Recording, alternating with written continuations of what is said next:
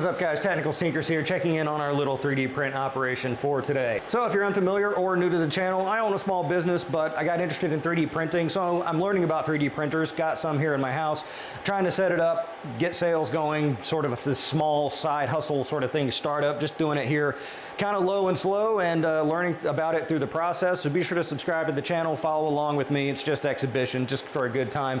And let's see what I got going on today. Most of the printers are pretty quiet, and that's by design. So if you saw yesterday's episode, the Orange Storm Giga, we kind of got that finished up. We're gonna go into that, but it kind of prompted some other more fundamental questions, some other problems we've been having with our 3D printers that we want to address.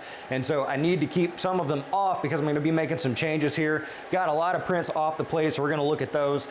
What am I doing? All right, so if you saw the B-roll in the beginning, you saw the Cobra 4 down here making a very questionable first layer of a big chunky print. And what is that? It's actually a drawer that goes underneath the P1P. A very kind subscriber sent me an email with a design for a drawer that goes underneath the P1P, X1 series, whatever, to catch the flush. Because if you've been a fan of the channel, you know, I tried several different things to address the flush. I tried one of these chute things that connects to the back, and I tried to route it down through here so it would discharge into this garbage can, and I've been saving all my flush down here. I gotta dump that in the ocean later. But the chute kept getting clogged. The little box I put back there I kept forgetting to empty it because, you know, if I don't see it, then it doesn't exist. And so, as you can tell, I got flushing problems. So someone sent me a design for a drawer that goes underneath the P1P. The chute kind of comes down into the drawer, and that way you can sort of empty it out from underneath. Problem is that it adds 5 inches to the overall height, and I got about 3 here. So that means these boys, they gotta go up. And that's easier said than done because I've got this thing bolted into this shelf, bolted into the wall, bolted. Not to mention there's 2 big old Cobra 2 Maxes on top of there. So I gotta take those off, unbolt everything, move the shelf up, not screw up anything down here, put them back up there, re-bolt everything down, and then I'll be able to put the drawer on there. But I have some time because this print down here is originally scheduled to take, it was originally in parts because most people don't have Cobra 2 Maxes. It's meant to print on, you know, 256 build plates in pieces. But when I was looking at it, I really didn't like the idea of 2 sides of a drawer being glued down the center and the weight of my nicest printer sitting on top. So I was like, you know what, let's combine these, let's fuse them together and print it in one big mass in PETG, and that's what I'm doing down here on K4. I'm using this Sunlu PETG that I originally got to print my hornet nests, but the color is a little dark for my liking. Cobra 4 has been my best performer.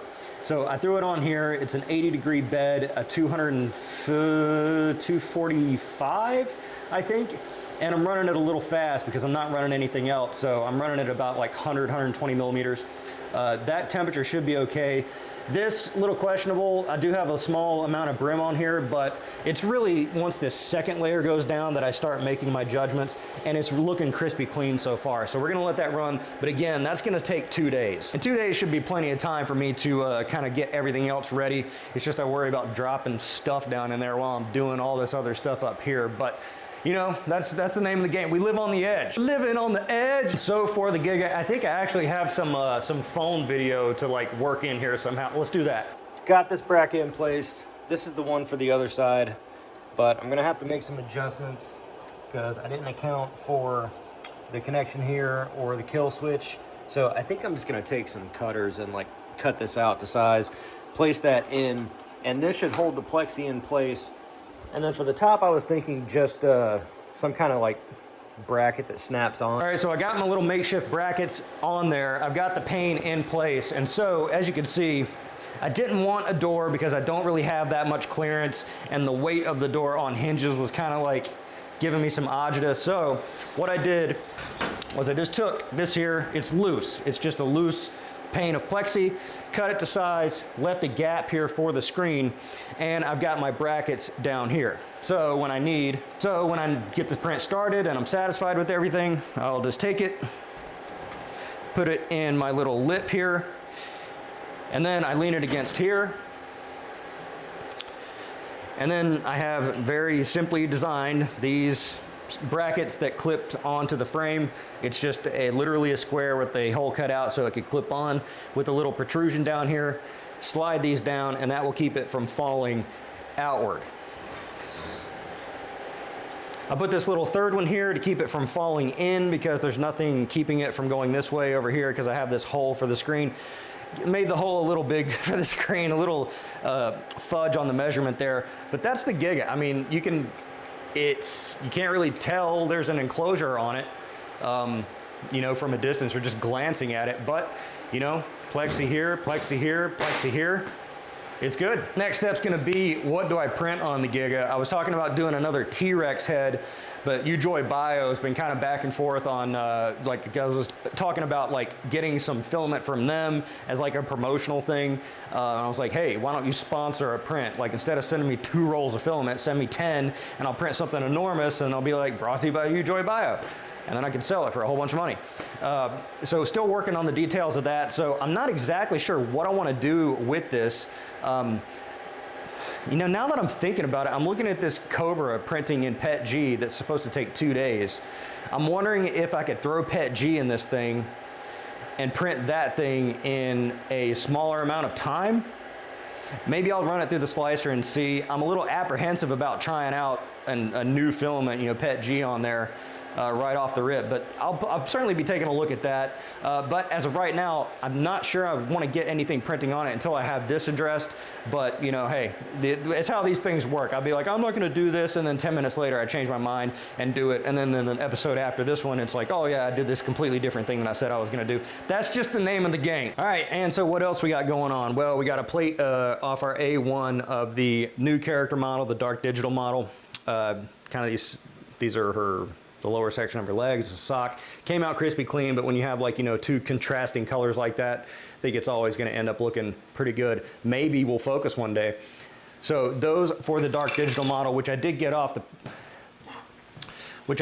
the supports off of, and again, all of them came out just fine. Again, I showed this in a couple videos ago.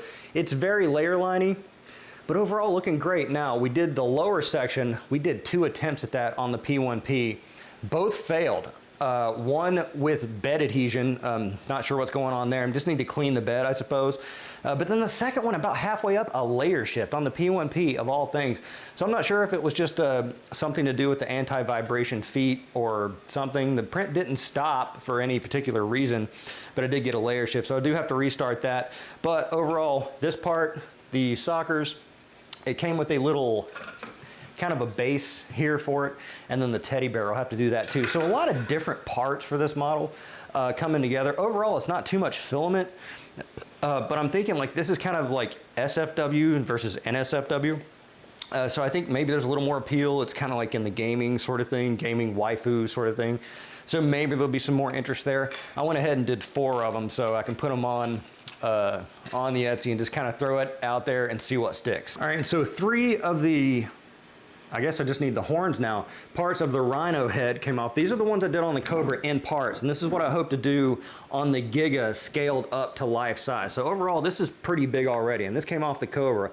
I certainly plan on listing this quote-unquote smaller version as well, but we did have a huge, you want to talk about things that grind your gears. This is like a day-and-a-half print. Ran out of filament, and what happened? What's happened like a million times? I can't believe this doesn't, everyone else isn't talking about this happening 24/7.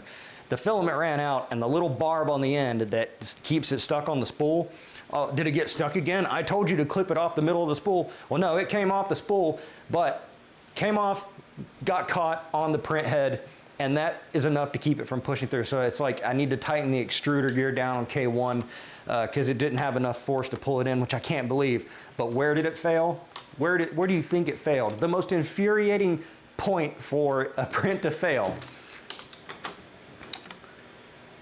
At the 99.9999% mark. That's right, at the very tippity top. So I don't think I want to trash this print. I think I might try to go in the slicer and just be like, you know, I'm gonna use my detective skills here to say, okay, it's starting to bridge right there. So if I go into the slicer, slice, and then kind of go through the layers and look for what, okay, so it's starting to bridge here and there, and just kind of think about it in my brain, slice it at that point, print that, because that won't take, you know, 5 minutes to do that, and then to see if I can stick it on there, because this has to get painted anyway.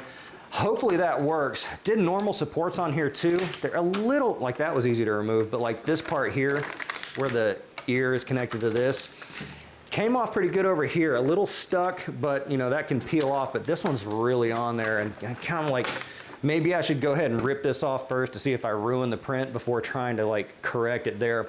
But overall, I feel it's good progress because I'm getting a lot of good data out of it. The surfaces are fine, so I think I got enough surface layers. The finish is fine, not layer liney at all. Ears came out good, tickle tickle. And overall, I think it's gonna be an impressive print. Still gotta print the horns, but I think that's a good primer for something eventually to go on the Giga. MINI-MOAI head, this new one, I'm not sure if I talked about this in the previous video because that's the downfall of banking episodes. I start to forget how far ahead I am. But I did this MINI-MOAI head on the Cobra because I was looking around saying, you know, I did the big Moai head on the Giga, and I started like, okay, let's price comp. So I'm looking on Etsy to see what the biggest Moai head, 3D printed one anyway, is. They have stone ones there, which people sell for like $1,000, which is odd to me. I guess they ship it freight, and shipping freight costs the same as plastic anyway, you know, because weight's not as really as important. But I saw the biggest one on Etsy for this, the same model, was about 12 inches high, and I'm like, I could do that on the Cobra. So I printed this one at 13 inches. So this is the same thing that came off the Giga, didn't take nearly as long, 0 infill, 2 layer lines at 0.2 layer height. Solid, super duper solid. I can't believe how solid it is. And so like, this is okay to sell. I do need to clean up the model. I got a little seam here, and I got a visible seam right down the front. So I need to paint the seam, probably, maybe just go straight down the middle versus trying to hide it behind the ear. I think it'd be a little cleaner if it's like that. But I'm just gonna go ahead and slap a coat of paint on this one after I slap a turkey neck and it's hanging from a pigeon wing, and throw this on the Etsy as well, because the comp that I saw was selling at $55. This is an easy $12 shipment, and it cost, I mean, this is like 175 grams. It's virtually nothing. So a lot of profit potential there, assuming I can get the sales. And then I can kind of market it alongside the ultra big Moai head, where it's like, you know, got the large version. Oh, and also I have the ridiculously hyper huge version as well, if you're so inclined. And maybe I'll put a little bracket on top and make it into a headphone stand. I'll crack myself up. But that's what I'm working on today. I'd love to know what you think in the comments below. Be sure to like the video because it's the nice thing to do, and subscribe for more content like this. I'm The Technicals. See you next time.